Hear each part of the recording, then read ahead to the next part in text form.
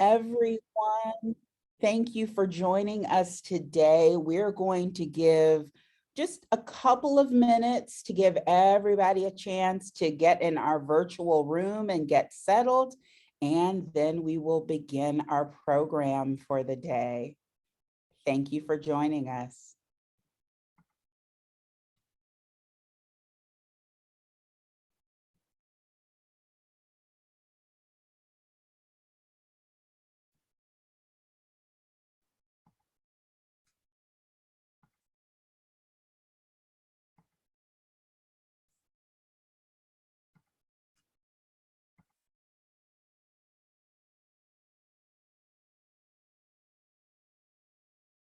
Welcome, welcome. We will get started in 1 minute.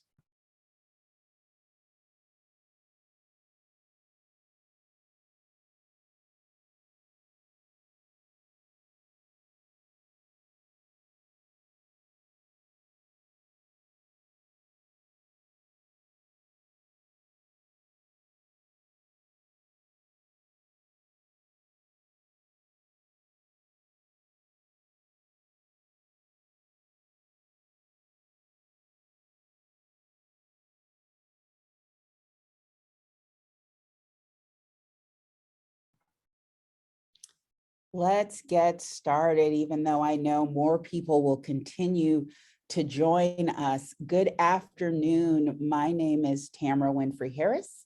I'm the Vice President of People, Culture, and Brand at Central Indiana Community Foundation. And I want to welcome you to this hour-long discussion hosted by the MOSAIC Fellowship. We know that there is a lack of diverse board leadership in Indianapolis organizations, causing boards to remain overwhelmingly white and male, and even organizations who have mastered diversity often fail at true inclusion and power sharing with people of color, women, young people, and the LGBTQ communities. And as a result, the community continues to witness public organizational failures. So the MOSAIC Fellowship pilot was established in partnership with the Indianapolis Foundation, so part of the CICF Philanthropic Collaborative and Leadership Indianapolis, to increase diversity on boards, not just so that boards look differently, but so they work differently too. We aim to do this by providing support to both individuals and organizations. We want to shift power, elevate new voices, and grow the perspectives included on not-for-profit boards throughout our community. Late last year, we announced the 6 individuals and 5 organizations who are part of the first cohort of the MOSAIC Fellowship. In addition to the fellows joining the boards of these not-for-profits who have committed to do meaningful work and make changes to advance equity in their board operation, recruitment, and retention, both the fellows and organizations are participating in ongoing development opportunities. Also, each quarter this year, we are hosting MOSAIC Fellowship community convenings focused on organizational equity, and those are open to all organizations, and we're happy that you decided to join us for today's convening. This afternoon, I am so excited. We are talking about power, money, and time, defining equity for your organization with author Minal Bopaiah.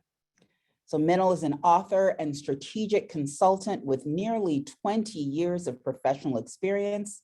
Her areas of expertise include human-centered design, behavior change psychology, and the principles of inclusion, diversity, equity, and accessibility as they relate to media, marketing, and communications. As the founder and principal consultant of Brevity and Wit, Minal is passionate about designing for equity. Her work includes working with NPR's news managers to design a system for diversifying news sources. She is also the creator and facilitator for the DEI Executive Forum, a 6-month cohort learning experience for general managers in public media that help them become more equitable leaders and develop a strategic plan to accomplish their IDEA goals. Minal's previous work includes being an educational content specialist for Sesame Workshop, the nonprofit behind Sesame Street and its international co-productions, where she was first exposed to the power of media to promote social and cultural change. She also served as a press intern for Doctors Without Borders and the executive editor of a B2B subscription website. I hope you will join me in welcoming Minal Bopaiah. We are so lucky to have her here. And after she shares some information with us, we're going to have time for Q&A. Please feel free to drop your questions into the chat. The Q&A will be moderated by my colleague, Rebecca Hutton, who serves as president and CEO of Leadership Indianapolis. So drop your questions in the chat. And at this time, I'd like to invite Minal to join us so she can talk about power, money, and time, defining equity for your organization. Welcome. Thank you. Thank you so much, Tamara. It's so wonderful to be here with all of you. I hope you can just be patient while I just set up my Zoom a little bit. Once you start presenting, everything gets a little bit wonky and they move things around on you.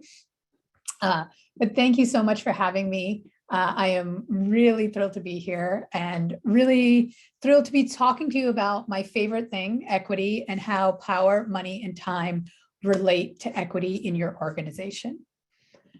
I want to start off with a land acknowledgement that I'm coming to you from the Washington, D.C. metro area, which is land that was stewarded by the Nacotchtank or Anacostia and Piscataway people until settler colonialism pushed them out of their homelands. I acknowledge, and my team at Brevity and Wit acknowledge that we are in debt to the Indigenous people who are here today, living, working, and continuing to thrive. And we encourage everyone to find out what native land they might be on by going to native-land.ca. A little bit about me, although I feel like Tamara's already sort of said a lot about me. I am the author of a book called Equity: How to Design Organizations Where Everyone Thrives.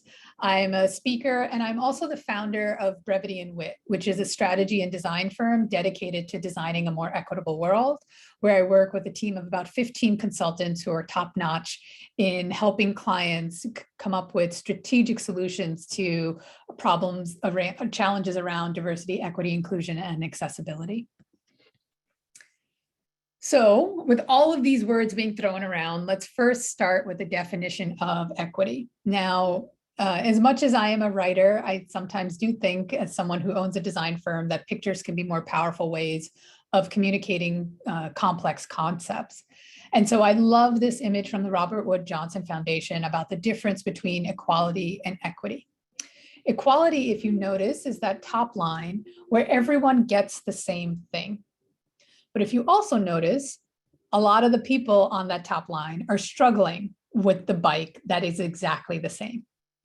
Equity, meanwhile, is the bottom panel, which is where everybody gets what they need in order to participate fully and thrive.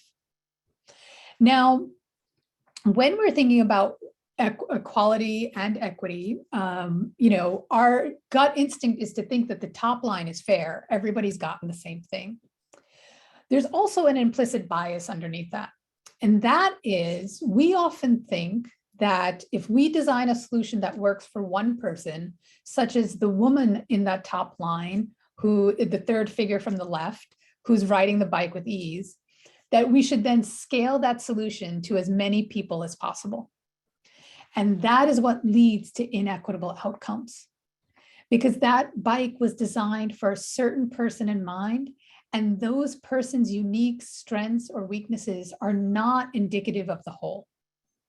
And so our reliance on the bell curve, our reliance on this idea of scaling and scaling impact can often get us into trouble where we start to see inequitable outcomes. What's really harmful is when that happens, we tell the people who are struggling, such as the little kid who can't reach the pedals, or the very tall man, or particularly the woman in the wheelchair, that they should just pedal harder, when the thing that they're using was never invented with them in mind in the first place. And that is some vicious gaslighting that leads to real psychological harm. So this is why we want equitable structures in our organization. Equitable structures allow for equal access to opportunity. Now, I've positioned equity in, almost in contrast to equality, but that is not to say that equality is wholly unwanted. There are times when we actually do want equality, such as marriage equality, right? For those of you who are old enough, in the late 90s, early 2000s, a lot of LGBT groups were going for either marriage equality, or some of them were actually going for civil unions, which was another way of legalizing a same-sex relationship. But then they got together and they realized that if they started pushing only civil unions, which were sometimes easier to pass, and didn't go for marriage equality, they would end up with a very separate but unequal situation. And so we want both. We want equality and we want equity. Particularly, we want equitable structures so that we can have equal access to opportunity and equal access to the human rights of dignity and sovereignty, right? And a lot of our work as DEI practitioners is helping companies figure out which is the right response. Do we want an equitable solution or do we want an equal solution, depending on what the challenges are?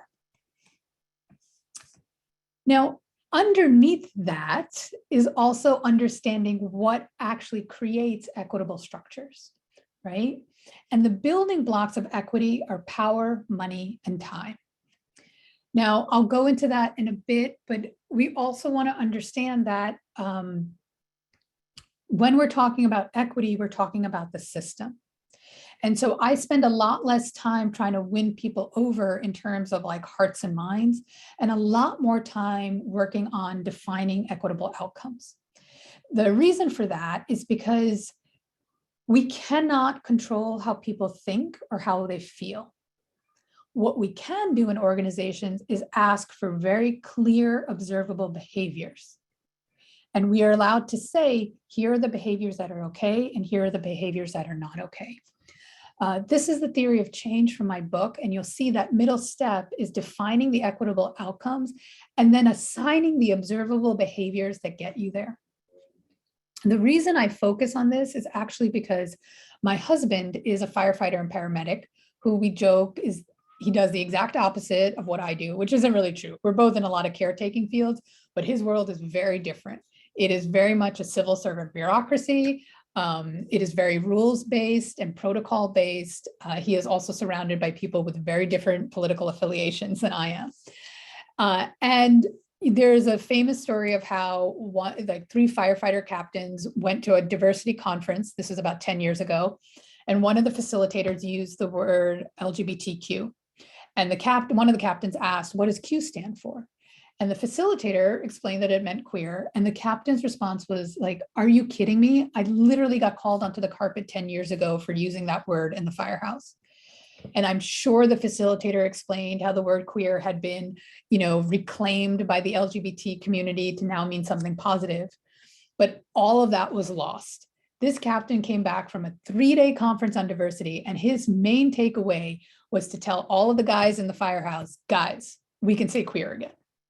Because that was it. Like, he is not interested in an hour-long discussion about queer culture or gender fluidity. And neither is my husband, even though he did all of the housework while I wrote this book. So the question then becomes, how do you work with people like that? And are we implying that if they can't have a graduate level conversation about these abstract concepts, that they're no longer inclusive people and therefore they can't be good people, which I think is a very problematic positioning in the DEI space right now. Instead, I think the way to deal with people who are different, which is what diversity, equity, and inclusion is really about, is to be really explicit about the behaviors. And so for those firefighter captains and the entire firefighter department, my suggestion would be, listen, when you are interacting with the public, you have to ask somebody what their pronouns are and use it. That is the standard of professionalism, right? That we are not going to have debates about this.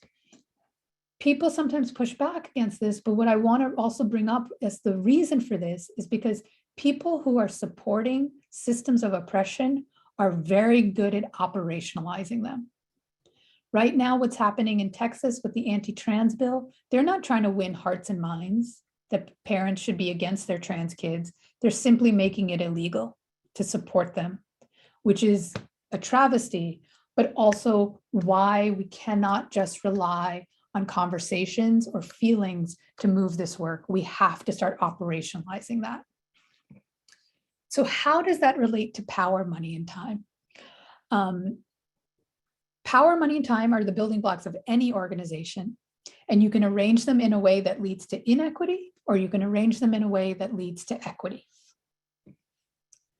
An equitable organization, just so we're clear, is one that encourages people to play to their strengths, has clear roles and responsibilities, but does not tie respect to the role or responsibility, respects people's boundaries, including the right to log off, and we'll talk about that in a little bit as it comes to time, set reasonable timelines for goals, states non-negotiable salaries on job postings, and we'll talk about that when we get to money, acts with integrity around how money is earned and spent, and we'll get to that around power, actually, and then fundamentally uses power, money, and time to connect, repair, and heal the world.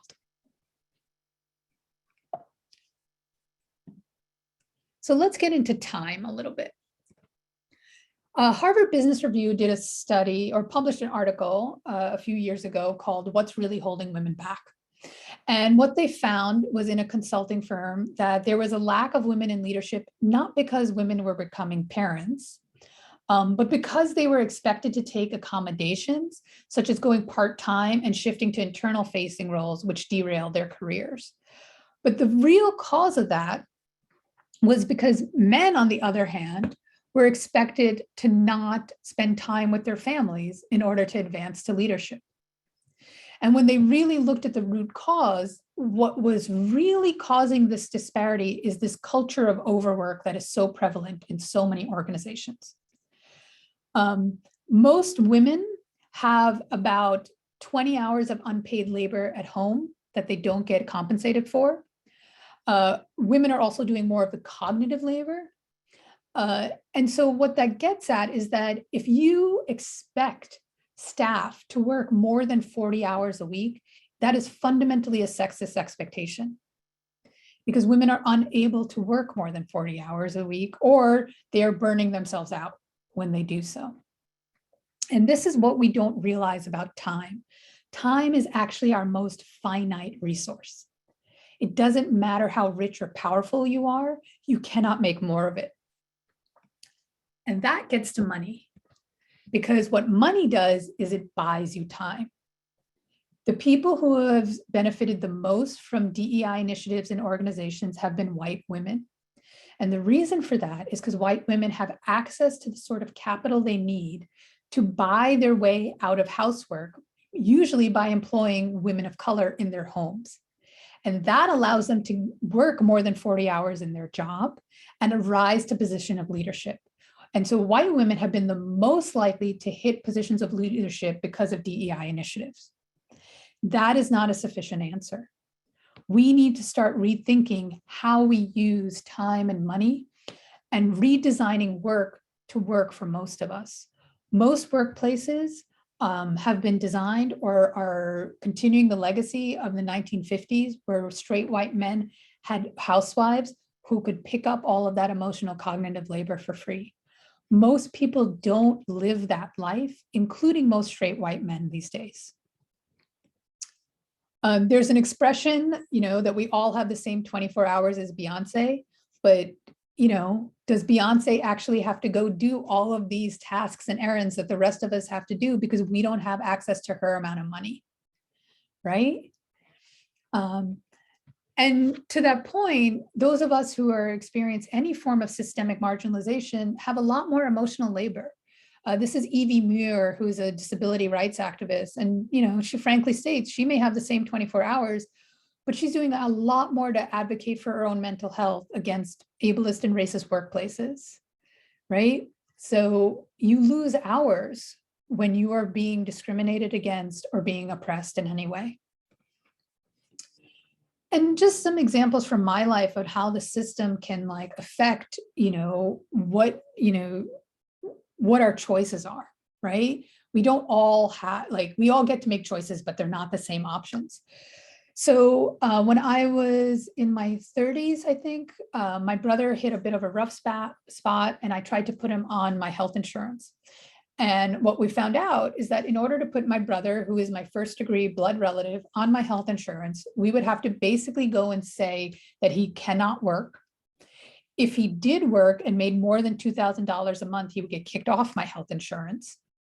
Meanwhile, I could marry a stranger of any gender, and I'm totally for marrying of whatever gender you want to be married to, but I can marry somebody absolutely not known to me. They could get on my health insurance, they could start their own business, make $1 million, and stay on my health insurance.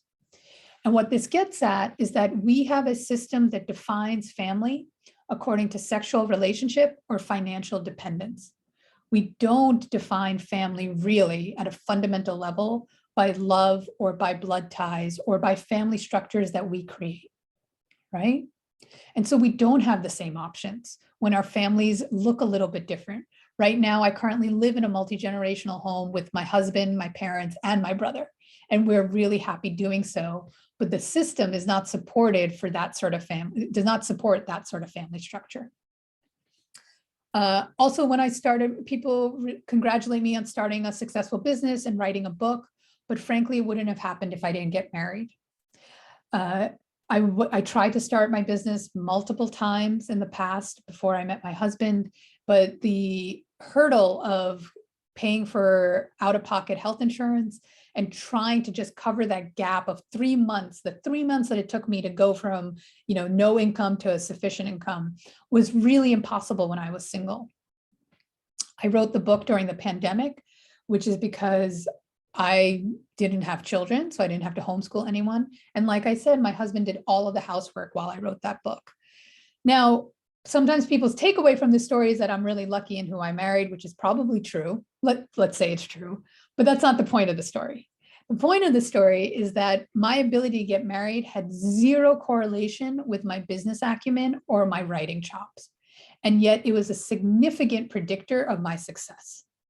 Because before I got married, I still had good business acumen and good writing chops and couldn't get to these milestones before then. And what that gets to is, I apologize, the animations are not working on this, but this equation of hard work equals success. And the fact that most of us have been raised to believe that that was the equation. You just pour more hard work in and you get more success. And that's not really true. Or it's half true. It's actually a multivariable equation. It is hard work plus system support equals success. How does the system support your particular identity will predict how much success you have. And when people aren't experiencing success, often we look to whether they're working hard when we actually should be looking at what is the system doing, right? Is the system supporting them in any way, or is the system the thing that's actually creating more and more obstacles? And what this gets to is even the fact that, like, if we talk, for a long time, we've talked about how women don't make as much money as men because we don't negotiate. But Harvard Business Review study saw that women who negotiate are seen as less desirable to work with. That social cost was not there for men. And so what we have to acknowledge is that a woman's reticence to negotiate is actually an accurate reading of the environment. It is not a lack of confidence. And we gaslight people by blaming individuals for the ways in which the system is set up against them. So all of this then gets to power, which I know was first in the title, but last in the presentation, because it's often the most abstract one and the most uncomfortable one for people to talk about. But power in its, to define it very simply, is our capacity to impact and influence our environment. So there are two types of power, in my opinion, and or two types of ways that we use our power, that we use our ability to influence our environment. There's a supremacist approach, which is taking more than one's share, and that's often used to oppress, dominate, exclude, extract, or exploit. Or there's a liberatory approach to power, which views differences as strengths. It entertains interdependence, and it's actually using power to connect, repair, heal, and empower others in our community. So here are some examples of supremacist and liberatory uses of power as they often show up in nonprofits, since I know you all are on boards. So a supremacist of use of power is allowing for salary negotiations, because as we just discussed, that when women negotiate, they are seen as less desirable. So that is a system that is designed for the way that men like to interact around money. A liberatory approach would say that we have non-negotiable salaries posted on job descriptions. That also allows people to save time, right? If a job is not going to pay them enough, they won't apply. And so it sort of reduces your number of applications and makes sure that the people that are applying for the job are able to take that job at the salary that you can afford to pay. A supremacist approach is promotions based on putting on extra hours. A liberatory approach would be respecting people's time and say scoping jobs for a 40-hour work week. Belgium just passed a law that employees have the right to log off in the evenings and the weekends and not check email, because that is how much work has encroached upon our lives, right? Supremacist is approach to power is health insurance availability that's based on sexual relationship or financial dependency. And a liberatory approach would be basing it on family ties of any nature, right? A supremacist approach in the nonprofit world is when donors who give big are allowed to disrespect employees. There's a story from a nonprofit where there was a large philanthropic donor who would give every year, and his condition was that a young woman from the nonprofit would have to go to his house to pick up the check. And this continued for years, right? Those sorts of behaviors should not be allowed. That donors are expected to treat employees with respect, no matter how much money they give, right? And then a supremacist approach is this dividing of life and work, right? This sort of as if we could draw a clear line. A liberatory approach is making room for the emotional processing of life and work. We are in a particularly uncertain and volatile period in our history. It's not the first time we've been in a place like this, but it is a heightened amount for most of us who have been on the earth for as long, for anywhere from 20 to 80 years, right? And so we need to make more room for that to connect and repair and heal ourselves as individuals and also as communities. Because fundamentally, we are not thinking machines that feel, we are feeling machines that think. I would even say we are feeling machines that occasionally think. And this has been proven over and over again in neuroscience. So the three things that you can do now, apologize for the slide delay there, but is make a list of supremacist and liberatory uses of power in your organization, or by you if you want to be really brave, right?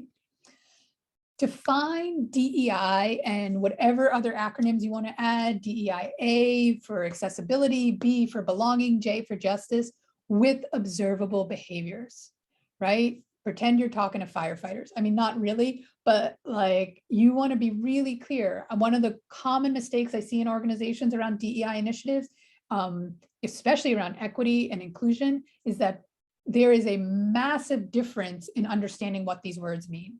Inclusion does not mean that everybody gets a vote or that everybody's going to be happy with every decision. Equity obviously does not mean that everybody gets the same thing. I've seen that been misinterpreted. So defining these terms and then listing observable behaviors can go a long way in aligning your organization towards changing in a positive direction. And then set reasonable timelines for goals and jobs, right? If you are a 100-year-old legacy organization with a history of not having many people of color, you are not going to solve that problem in a year. And for DEI, my watchword is under promise and over deliver. This work is too important to be treating it like a sales pitch, to be talking about vision boards or big, hairy, audacious goals. This work is about trust building, and the way you build trust, particularly with people who have been oppressed, is to start small with tangible goals that you are able to practically implement on a timeline that is true, right? That's how you really move this work forward. So I will make this deck available through Tamara and Rebecca and have some additional resources, but I want to open it up now for questions and any comments or thoughts, because I know I dropped a lot of mind bombs there. Fantastic, Minal. Thank you so much for a lot of information in a little bit of time. And I was like furiously taking notes as I was sitting here, and that's even after having been through the book. So I just want to start first by saying thank you for being willing to be here and share this information, and not only engaging in this work, but inviting everybody on this call to engage in this work as well. So thank you, thank you, thank you. I will remind everybody, feel free to throw questions in the chat, or if you want to send them directly to me, if you don't want them to be in the full chat, that's totally fine. And we're going to take a few minutes to ask some questions. So before I open it up to everybody else's questions, I'm going to take a little liberty and start with one of my own. Sure. So again, the book is fantastic. So and very informative. So if you haven't gotten it yet, I highly recommend it. I wanted to just touch on something that you mentioned on page 120, which is that equity is a big ask. Yeah. And that it requires us to examine our fundamental assumptions about the world. It requires us to think hard about the role of systems and structures in our lives, our communities, and our society, and to find a way to make the invisible visible. Mostly, it requires us to dig deep into our internal desire for fairness and summon the courage to do hard things like redesign entire organizations. Yeah. And I wanted to open up the discussion part of our convening today with that excerpt, because there's so much in there. I mean, as you said, equity is a big ask, yeah, but it is also critical, right? Yeah. It's actually not option. Just because it is big doesn't mean that we can't do big things, right? Yeah. And so I think that it's really important as we go into this conversation, that sometimes this can feel overwhelming for people, Yeah. right? And that don't let that be a reason to not continue moving forward. Yeah. And then also, as you said, that it sometimes is going to require us to redesign entire organizations. So I would even narrow that down for our conversation today, that sometimes it's going to ask us to check our assumptions and redesign how our boards work within our organizations. Yeah. Yeah, and I think so often, as I am in conversations with organizations about how to increase diversity on the boards, a lot of times the tone of the conversation is, how do we keep doing what we've been doing, how we've been doing it, but get more diversity around the table while we continue doing those same things, and not actually in an argument. They're not saying it in an argumentative way, other than like, we want to keep doing what we're doing, but we recognize that diversity is critical to move forward. So can you help us kind of connect that gap, which is you actually can't keep doing everything the way you've been doing it and increase the equity that is operationalizing, how you're operationalizing that in an organization? And I really appreciated how you talked about focusing on operationalizing and observable behavior, and defining like really nuts and bolts, like things you would find in a strategic plan, rather than focusing only on winning hearts and minds. Not that that's not important, but unless we actually change the way we're operating, we're still not actually achieving equity. Yeah, I mean, I think so really what this comes down to is power. And how is power being used, and how does it move through your organization?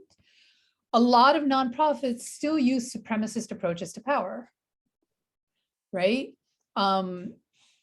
If you think that a big donor is allowed to like be pissy with your staff, then you have a supremacist use of power going on in your organization.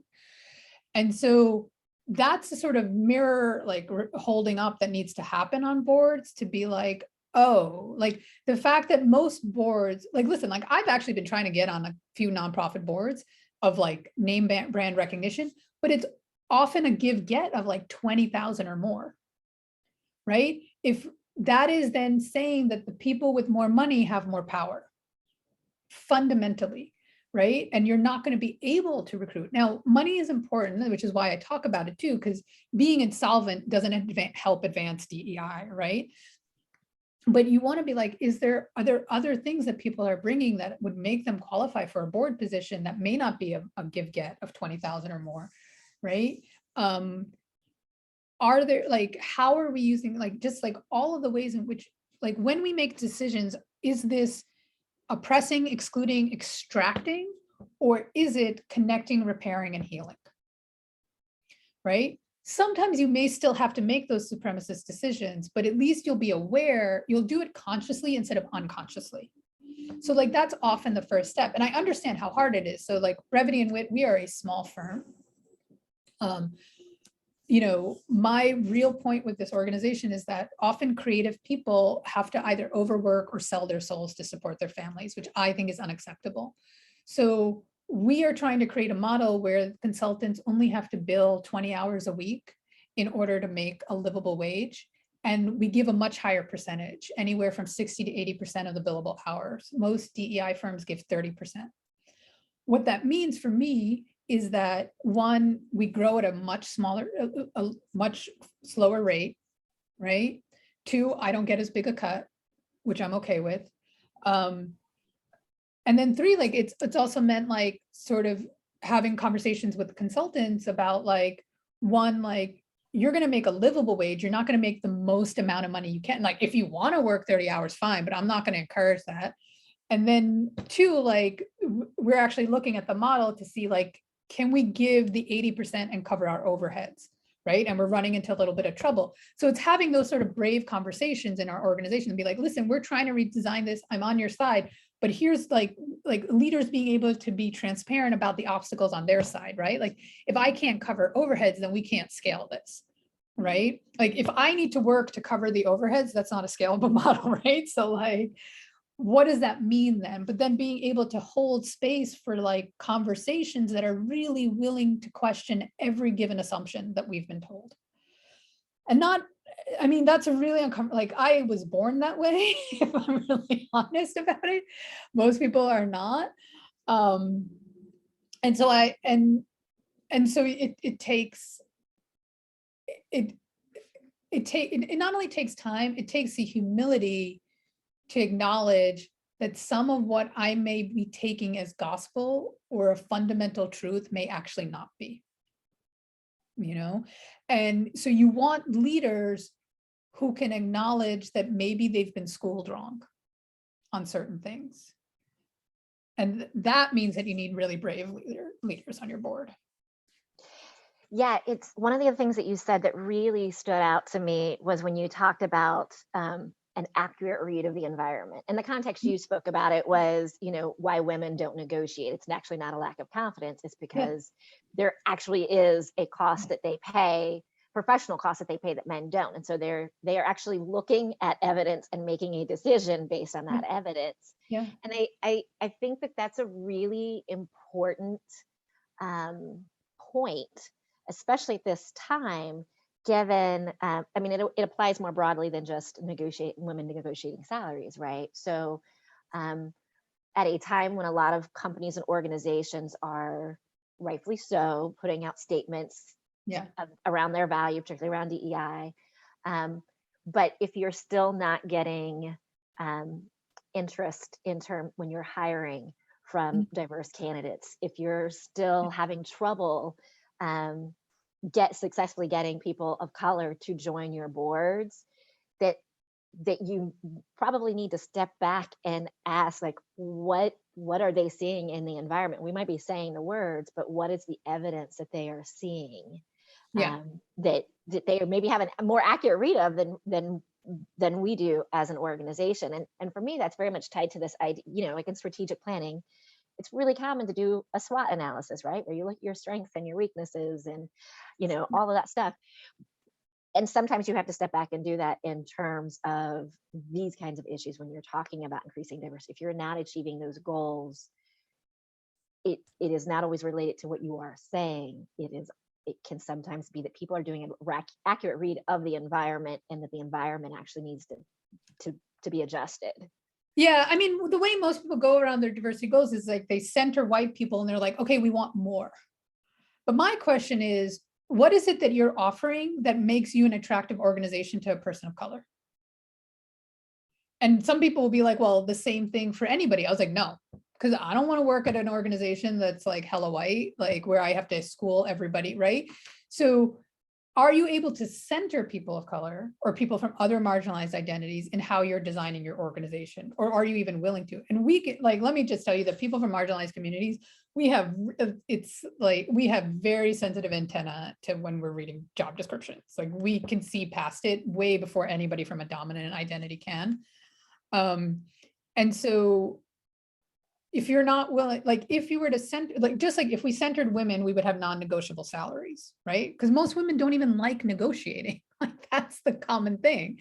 If we were to center like people like me who are child free, it would be very different than if we were to center parents, right? Like how you design the organization looks really different. And I think something to also be honest about is that you're not going to be able to do it for all identities from the get-go.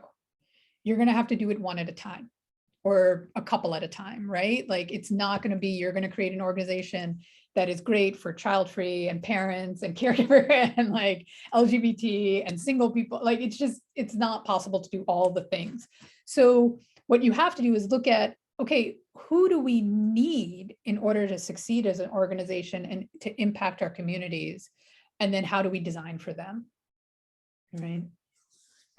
So a question that we've gotten, which I think connects directly to that, is how does a staff member keep leadership accountable when it comes to equity? Yeah. I mean, we just talked about how difficult it can be to negotiate salary or to negotiate schedule, and particularly, and I think specifically about somebody who actually likes the job, likes what they're doing. It's not like, how do you hold as a staff member your leadership accountable so that it can grow in those areas and it can be more equitable in such a way that you don't feel like you're putting your job on the line when you do so? Yeah, so the first part of that answer is that it should not be on staff. It should be on the board to hold the leadership in the company accountable. And the reason I say that is because organizations are not like our democracy in that you don't vote out your CEO the way we vote out our elected officials and our president. And so the power structures are fundamentally different. And it's very important to be honest about that, because I think the lack of honesty around that is leading a lot of staff to either think that they have more power than they actually have and putting their jobs on the line in a false sense that this is how it should be, but it will never be that way because we don't vote on who leads our organizations, right? But for what the board should be doing and what any really inclusive and equitably centered leadership team should be doing is being clear about observable behaviors, making those observable behaviors part of the performance review, and then tying a percentage of their pay to that performance review and seeing those observable behaviors. That's how you actually create the structure of accountability, but staff can't do that. That either has to be leadership on their own or the board doing it. And so you've talked several times about you can't do everything all at once, right? Like you can't like just overnight change everything, even though like we're all trying to get to a point where we're not having to do that. So can you talk a little bit about, I'm thinking about like board members who are on this call who are thinking like, okay, like where do we even start in terms of defining language, and specifically about the point that you just made. So, okay, as a board member, I hear that it's my job as a board to hold leadership accountable. And I've heard you say observable behaviors and it needs to go into the review. Where do you start? Like, what are the highest priority observable behaviors that a board should start focusing on if they can't do everything at once? Yeah. So So there's a theory of change called the global. So my theory of change is actually kind of like level 2. It's not level 1, if we're really honest. Level 1 is what's called the global diversity, equity, and inclusion benchmarks. And there is, if I look at the slides, in the additional resources, I have a link to it, so you can get it there. But the global DEI benchmarks have a theory of change where they have a very clear foundation that is about vision, leadership, and structure. So what you need to do first, in addition to defining these terms, is create a very specific vision for your organization, particularly what is the problem DEI is trying to solve. And Brevity and Wit has a very different approach to visioning that is not about a big, hairy, audacious goal. It is about, here is the problem and why it's unacceptable and why DEI is needed to solve that. And that vision doesn't need to be the vision forever and ever and ever. It actually should be something that you can accomplish. It should be some milestone that you can hit within like 5 years, right? And then you can do another vision for what you want to do next. But that vision is important because, one, it aligns the organization on what the end state is actually supposed to look like, because that's where people get misaligned and that's where a lot of trouble starts to happen. And then 2, by saying why the current state is unacceptable, you're making the case for people who might be like stragglers on this work, on why it's no longer an option and why you have to move. You cannot make this like a utopia vision, because everybody's going to be like, well, that's nice to have, but we don't need that in order to survive. So everybody's going to prioritize what it takes to survive or keep their job, right? So vision is really important. The second part is leadership, and having leadership who are skilled enough in managing a DEI initiative, which means that they have to know something about change management, and they have to actually know what are those inclusive behaviors they have to start displaying. That also means that you should not start with all staff trainings. They are very bad for DEI work. I don't know why people keep doing them. I keep telling them not to do them. Do not start. So what should they be doing then? Yeah, start with training your leadership. Start with demanding that your leadership have these skills, right? And then the third part is structure. So what are the people, money, and time that you are dedicating to this effort? And your strategic plan should match your resources. Like, there's another talk I'm giving where I think the subtitle is like, budgets or values documents. Absolutely.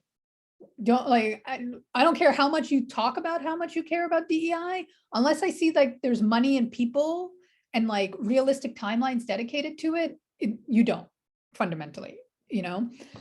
So that's what boards should be starting with, is those 3 pillars of foundation of like vision, skill, like building capacity in your leadership to manage this, and then structure.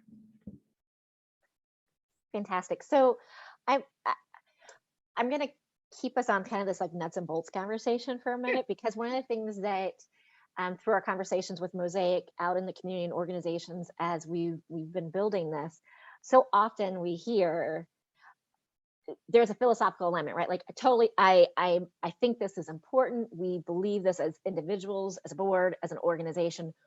How do we start? What, right? Like people are seem to get a little paralyzed by the actual operationalizing it more, even more so than kind of the philosophical alignment at this point in a lot of spaces. So forgive me, but I'm going to stick on the nuts and bolts for those people for a little bit. So you talked about the importance of defining language. Yeah. And, you know, as that is something that I think is carries great importance with me as well, right? Because you can't have shared goals without shared understanding, without shared language, right? So again, going back to this idea of how do we prioritize, obviously the word equity is really important for an organization, and again, I will say most specifically a board, to be able to define and make sure that everybody has a shared understanding of that definition. What are, if a board is watching this and says, okay, again, you said we have to prioritize, we can't do it all, we can't start with like putting together the entire glossary of hundreds of words. What are the first 3 to 5 words that a board and organization needs to define and for themselves in order to start getting this kind of fundamental Yeah. foundation? Yeah. So I mean, the first three are probably diversity, equity, and inclusion. I would include accessibility under equity if you need to. Accessibility is a steep learning curve, but it's also really important in my mind, which is why I call it out. But then I actually think, sorry. Why you say that's a steep learning curve, just out of curiosity? Yeah. For when it's not obvious to people, why is that one a steep learning curve? So, well, it depends where you are. Actually, physical accessibility is not as much, because I work in the online space, like accessibility standards on the web. It's a really steep, like there's 3 levels, like it takes a while to get there. I think we're so far behind, and I think disability has to be part of DEI, and it often is ignored. And so I'm a big proponent of it. So we could say that maybe the first 4, but like, while words are important on some level, I'm like acronym agnostic. Like, I don't want to have the fight on like, should we include belonging if we're including inclusion? Like, that's not where I want to have the fight over things. If you could at least do DEI and like define what these words mean, right? Like, a person is not diverse. Diversity is a group level characteristic. Inclusion is not about everybody gets what they want. Right? Inclusion is making sure that people feel psychologically safe enough to show up to work and to contribute their strengths. Equity is not everybody gets a vote in every decision. Equity is about making sure people people get what they need to contribute their strengths to an organization, right? And then on top of it, I think you probably want to define like whatever might be hot button words in organizations right now. And I just wrote a blog post that is also in the additional resources about transparency and accountability. Because those are those are words that are getting bandied around and people do not know what they mean, or they don't understand the complexity and nuance behind it, right? Like, accountability sounds great, but we actually have very few examples in this country of accountability. Either people act with impunity because they have money and power, or as a reaction to that, we engage in a lot of punishment and public shaming. And that is not accountability, right? Accountability has to dance with dignity and grace. Whenever I think of accountability, I'm reminded of Bryan Stevenson's words. So for those of you who don't know, Bryan Stevenson is the founder of the Equal Justice Initiative and the book Just Mercy, and is doing a lot of work around mass incarceration, particularly of the Black community. But he has this famous saying that each of us is more than the worst thing we've ever done. And that has to be held front and center when we hold people accountable. How can we remember that? That we may be angry with somebody's actions and behavior, but we will not dehumanize them. We will not engage in, extreme punishment or really any punishment. What, restorative justice is about not only allowing victims to speak to their perpetrator about how they've been harmed, but it actually allows the perpetrator to say, this is what I would need to never engage in that behavior again. And we do not have that in this country, where people who commit harm are allowed to say, I did it because I'm poor, and what I need is freedom from poverty to never do that again.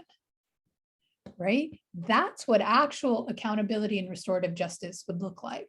Now, I don't know if that can happen in organizations, but I know we need to get a lot clearer about what we mean by accountability and what we mean by transparency in organizations. Fantastic. We have time for one more question before we wrap up.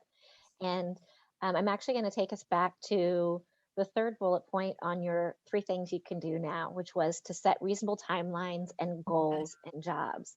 So timelines have come up quite a bit. We talked a lot about that in our March convening, particularly in relationship to the timelines of organizations versus the timeline of funder expectations, and a little bit of a rub there, right?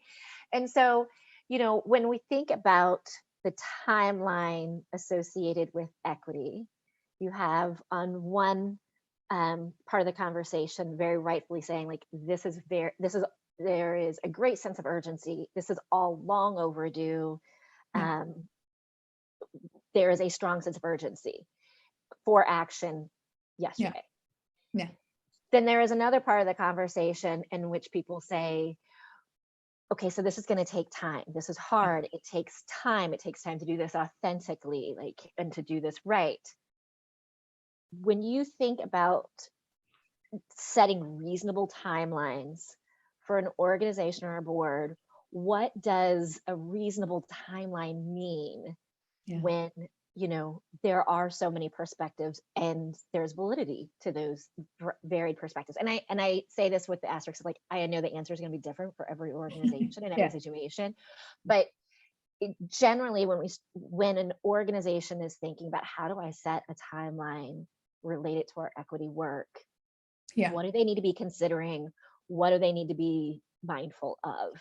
So that it doesn't take 100 years, but also recognizing you're going to make a lot of mistakes if you just go so quickly and blindly into what you're doing. Yeah. So one, it gets back to the vision. Have you set a realistic vision that is achievable? Right? So brevity and wit, we want to, we envision a world where creative professionals are highly paid professionals, and they can therefore use their money as medicine to connect, repair, and heal the world. We're already doing that to the capabilities that I am able to do that as a small business with less than $1 million in revenue, right? What I can't do is change the tax laws. It's ridiculous that we can expense alcohol as a business expense, but not childcare, right? That's fundamentally ridiculous. I agree. I have no power to change that right now, right? I can't do that. We also have and one of the things we did, because I was small and scrappy, I had no VC funding.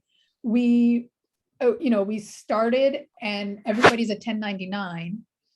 And instead of salarying people, I realized that people needed lots of different benefits. Some people needed health insurance, some people needed retirement. So I was like, you know what, we're going to keep everybody as a 1099, but we're going to put more money into their pocket so that they can get what they need, right? That's not an ideal situation for everybody, but that's what I'm doing at my size. And so the timelines, in my mind, the question isn't how long is this going to take? The question is, given your resources, what can you actually do in a year or 2 years or 5 years, right? That's the question. None of you are going to end systemic racism carte blanche in the next 5 years. That's not going to happen, right? So the question is, given the size of your organization, the people you have dedicated to this effort, the money you have at your disposal, tell me what you can do in 1 year and tell me what you can do in 5, right? That's how you set the reasonable timeline.